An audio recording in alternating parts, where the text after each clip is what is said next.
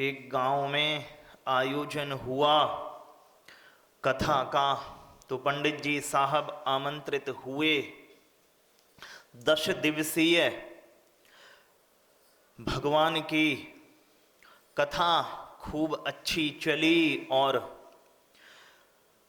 11वें दिन पंडित जी साहब की विदाई थी और साथ ही यह घोषित किया गया कि फला नृत्य करने भी आएगी। तो जिस पंडाल में पंडित जी साहब को श्रोता ताकने पड़ते थे, उस पंडाल में अब पंडित जी साहब को जमीन धूणी नहीं मिल रही कि इतनी भीड़ आई।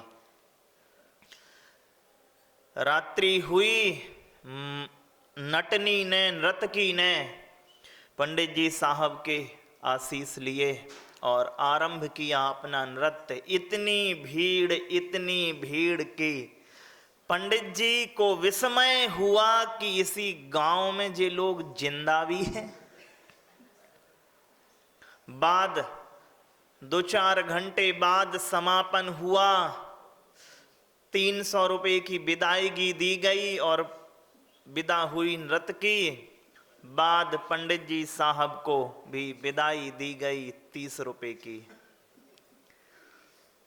पंडित जी साहब कहते हैं, धन्यवाद हो जो आपने हमें आमंत्रित किया। हालांकि एक बात कहना चाहता हूं मैं, वो ये कि फूटी आंख विवेक की, फूटी आंख विवेक की क्या करे जगदीश। राम कली को 300 और राम लाल को 30। तो मां हम 24 घंटे उपयोग और उपभोग 2 चीजों के बीच झूलते रहते हैं।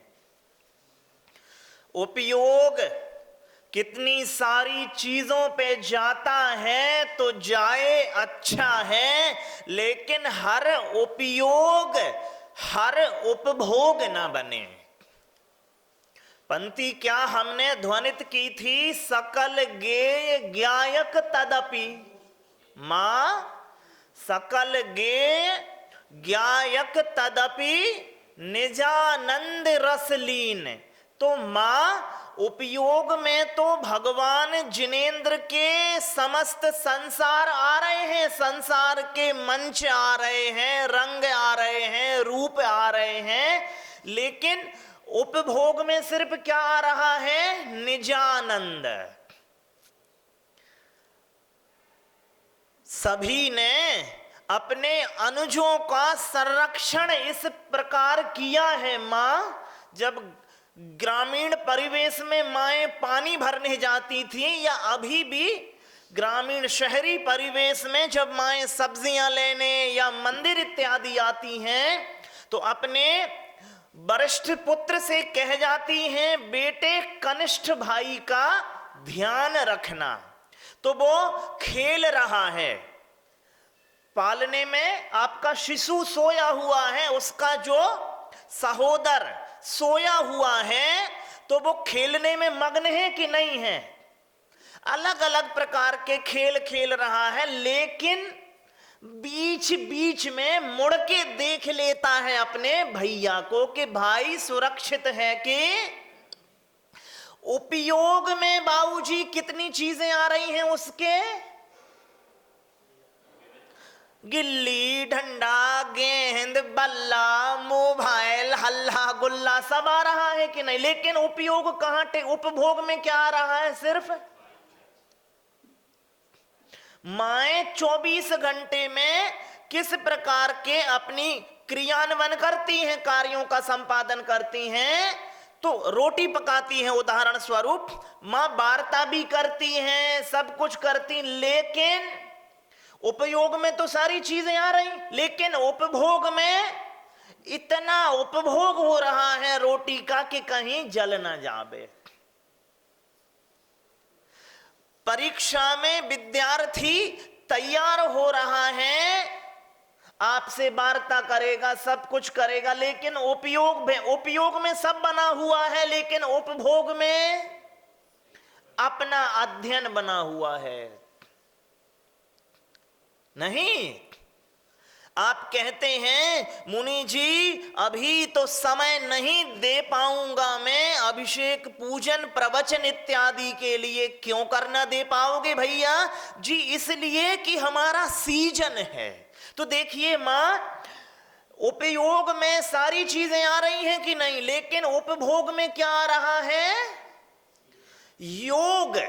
योग है जुड़ना। तो जुड़े तो आप सब चीजों से हैं, लेकिन भोग किसका कर रहे हैं? सीजन का।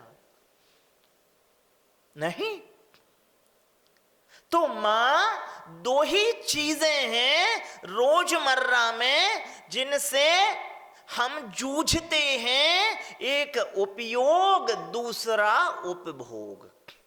सकल गेय। तो आप सब कुछ देखें और सब कुछ जाने भैया, लेकिन उपयोग सबका रखें, उपभोग स्वा का रखें। क्या बिटिया?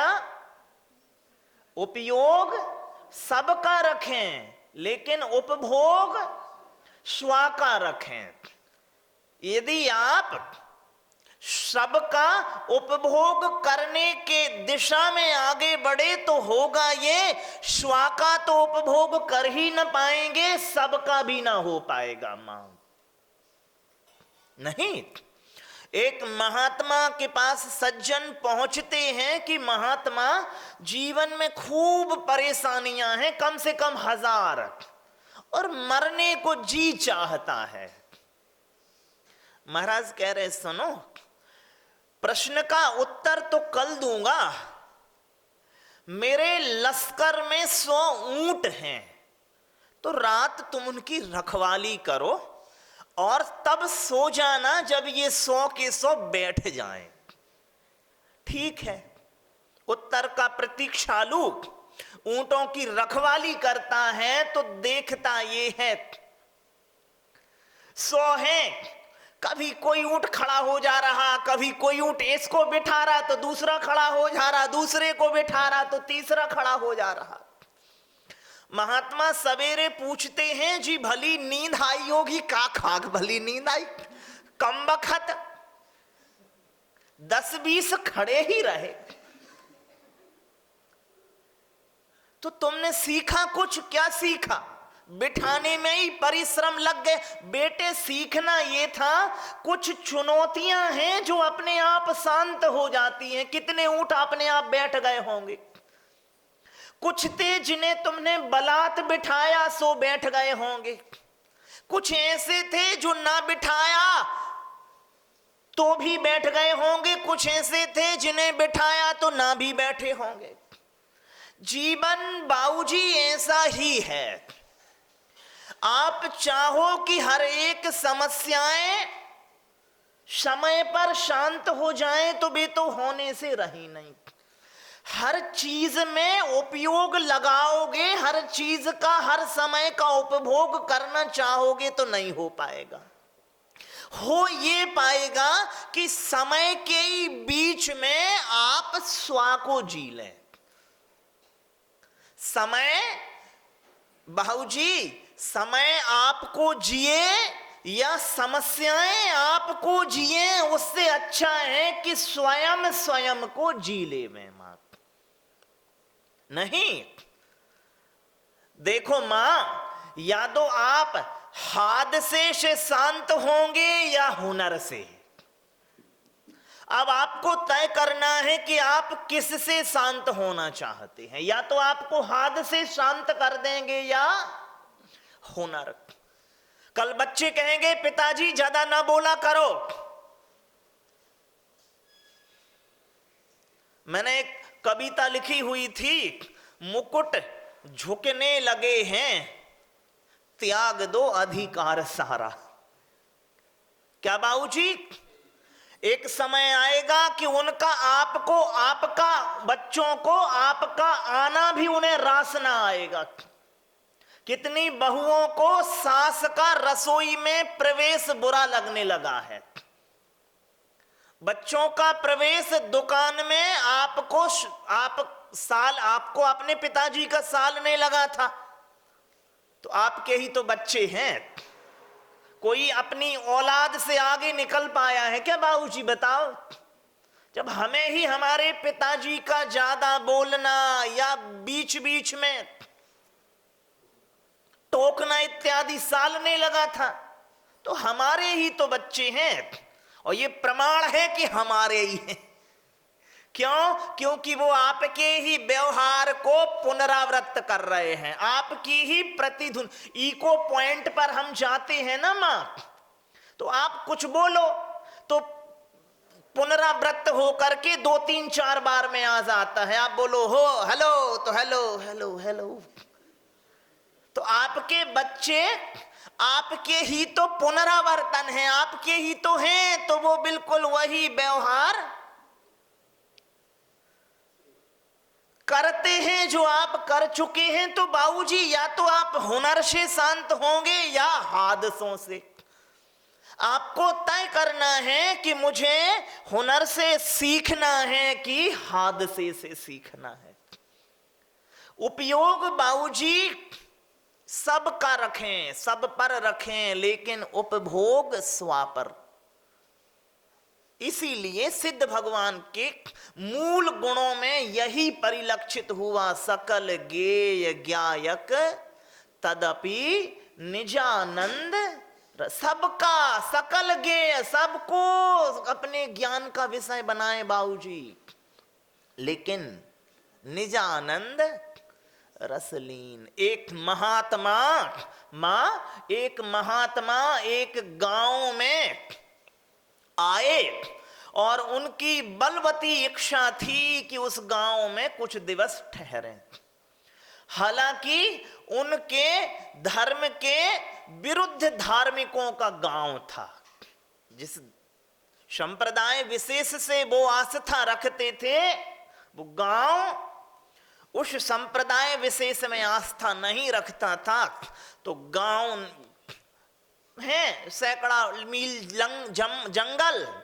तो हुआ यूं कि महात्मा वृद्ध थे, तो झाड़ फूस, घास फूस इकट्ठे करके उन्होंने अपनी झोपड़ी बना ली। लेकिन जंगली जानवरों के झोपड़ी को नुकसान पहुंचाने का तो डर था ही मत। तो वे चाहते थे कि पत्थरों की मैं बाड़ भी बना लूं तो सुरक्षित रह जाए झोपड़ी। हुआ यूं कि जैसे ही वो महात्मा अपने कुटिया के बाहर बैठते, तो जो विधर्मी थे वो आते और महाराज को पत्थर मारते। तो वे महाराज खूब दुखी रहते कि ये मुझे पत्थर मानते हैं, मैं तो इनका कुछ करता भी नहीं हूं। एक रात उसे ख्याल आया, जब अपने चारों तरफ 1000 बिखरे हुए पत्थर देख के कि मैं मूर्ख हूं जो इनके पत्थर मारने से दुखी होता हूं। उसने किया क्या कि उन्हीं जो आखिर पास बिखरे हुए पत्थर थे उन्हीं को उठा के अपनी मेड़ बनाना शुरू कर दी। अब जब जिस दिन उस महात्मा को कोई पत्थर नहीं मारता है, तो वो महात्मा कहते हैं क्यों जी, क्या हुआ, पत्थर नहीं मारते हो? अब देखो, लोगों का पत्थर मारना महात्मा की बाण की सामग्री तैयार हो रहा है कि नहीं हो रहा है? बाबूजी, अब आपको तय करना है कि उपयोग और उपभोग, योग और भोग, सबका योग लेवें, सबको योग देवें। क्योंकि सूत्र ये है परस्परोपग्रहो जीवानाम। तो बाबूजी सबसे जुड़े और सबको जुड़ने दें। लेकिन ऐसा मां, आप संसार में रहें, आप में संसार ना रहे। बाबूजी, योग, अपना योग सबको दें, लेकिन अपना भोग आप करें मां, तब ही चीजें हमारी और आपकी व्यवस्थित हो पाएंगी। क्योंकि देखिए सकल पदार्थ और सार पदार्थ दो ही चीजें हैं बाबूजी संसार में मां, सकल पदार्थ भी हैं और सार पदार्थ भी हैं। आपको तय करना है एक गांव में जिसमें भयंकर चूहे होते थे, अचानक से बाढ़ आ गई तो सारे चूहे पेड़ों पर चढ़ गए। लोगों को चूहे पकड़ने का अवसर मिल गया कि कमबख्त वैसे तो पकड़े नहीं जाते थे, पानी भर गया खेतों में तो अब ये पेड़ों पर उतर आए हैं तो पकड़ के बाहर कर दो, तो नस्ल खत्म। पिताओं ने चूहे पकड़ भी लिए, दूर गांव छोड़ने जाते हैं तो हुआ क्या, एक पिंजरे से कुछ बालकों ने चूहे निकाल दिए तो वे पेड़ों पर चढ़ गए। उन्होंने देखा पिता आएंगे कि इतने परिश्रम से तो चूहे पकड़े गए, कमबख्त तुमने फिर निकाल दिए, तो अब कैसे पकड़े चूहे। बच्चे चूहों को पकड़ने के लिए पेड़ पे चढ़े तो इस डाल से उस डाल, उस डाल से उस डाल, चूहे घूमे। समस्या थी। बच्चों ने उपाय किया, वे कुड़ाली ले आए और उन्होंने एक एक डाल काटना शुरू कर दी। हर एक डाल का गिरना चूहे की गति का कम होना हो गया कि नहीं हो गया। 20 डाले हैं तो चूहे 20 पर दौड़ रहे, अब एक काट दी तो 19 पर। हुआ यूं कि बच्चों ने जब 19 डालियां काट दी तो एक पर ही चूहे रह गए और झट से उन्होंने पकड़ लिए। ठीक है बाबूजी कि नहीं है। अब आपको देखना है, मेरो मन अनत कहां सुख पावे, जैसे उड़ी जहाज को पंछी फिर जहाज पे आवे। कबीर ऐसा लिखते हैं या सूर लिखते हैं मेरे ख्याल से, तो एक रूपक देते हैं मां।